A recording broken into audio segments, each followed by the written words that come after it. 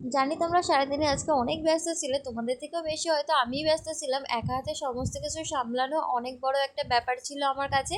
তো চলো প্রথম থেকেই শুরু করি। সকালবেলা উঠে দেখি বাবা প্রতিমা নিয়ে চলে এসেছে, আর আমি এখানে টুকিটাকি কাজগুলো সেরে রাখছিলাম। যেহেতু এই কাজগুলো পরে করলেও আমার করতে হবে, তাই আমি আগেভাগেই করে রাখছি। আর এই সিংহাসনটা বাইরে নিয়ে গেছিলাম, আর এটা পরিষ্কার করার ছিল। এসে দেখি আমি পুজো দিতে বসেছিলাম, আর এখানে পুজো দিতে দিতেই আমার 1:30টার বেশি বেজে গেছে। আর এই যেহেতু এখন আমি যদি লেট করে বসি তাহলে আমার আরও বাকি কাজগুলো শেষ হবে না, তার জন্য আমি তাড়াহুড়ো করে আলপনা দিতে বসে পড়েছিলাম। আর তখনই বাবা ফোন করে বলে তার বাড়িতে আলপনা দিতে যেতে হবে। তো এটা ভেবেই তো আমার মাথা পুরো ঘুরে যাচ্ছিলো, যেহেতু আমার এখনও কাজ বাজ একটাও শেষ হয়নি। আগে বলো আমার এই আলপনাটা তোমাদের কেমন লাগলো, আর কে কে আলপনা দিয়েছে অবশ্যই আমাকে কমেন্টে জানিও। তারপরে চলে এসেছিলাম প্রসাদ তৈরি করতে। আর এই প্রসাদ যখন আমি তৈরি করছিলাম, ঠাম্মা সমস্ত কিছু আমাকে বলে বলে দিচ্ছিল, কারণ এগুলো আমি তার কাছ থেকে শিখে রাখছিলাম। পরে দেখলাম যে ঠাম্মা আমাকে নারকেলের নাড়ুটা করে দিচ্ছিল, যেহেতু আমার তারা রয়েছে।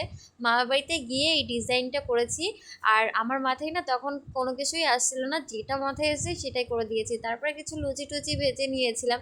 পরে দিদা আমাকে বললো তোর পাটা ফাঁকা আছে, আয় আমি পরিয়ে দিই আলতা। তো আমার আর দিদাকে কেমন লাগছে অবশ্যই বললো।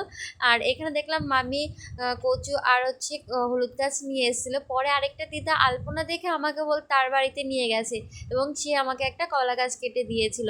সেগুলো বাড়িতে এনেই আমি ঠাকুর ঘরকে সাজানো স্টার্ট করছিলাম। তারপরে দেখে আমার ঠাম্মা সমস্ত কিছু আমার জন্য রেডি করে দিয়েছে। পরে মাকে আমি সমস্ত ফুল টুল দিয়ে সাজিয়ে দিয়েছি।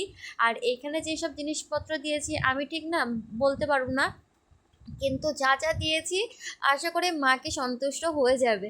তারপরে দেখো আমি ঠাকুরের ভোগগুলো এক এক করে সাজিয়ে দিয়েছি। আর এখানে না তেমন কোনো কিছু করতে পারিনি, তারপরেও চেষ্টা করেছি সব কিছু রাখার। তারপরে ভাইরা সবাই চলে এসেছিলো প্রসাদ নিতে, এখানে আমি এক এক করে সব কিছু সাজিয়ে দিয়েছি। আর এই নাড়ুটা তো মাস্ট লক্ষ্মী পুজোর জন্য। পরে দিদা দাদুর জন্য আমি প্রসাদ নিয়ে যাচ্ছিলাম, এখানে দেখি সবাই বাজি ফুটাচ্ছিল।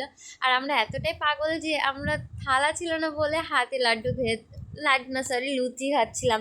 আর আমাদের এই ভিডিওটা দেখে তোমরা অনেকেই বুঝতে পারবে ছোটোবেলার ঘটনাগুলো মনে পড়ছে হয়তো, তাই না?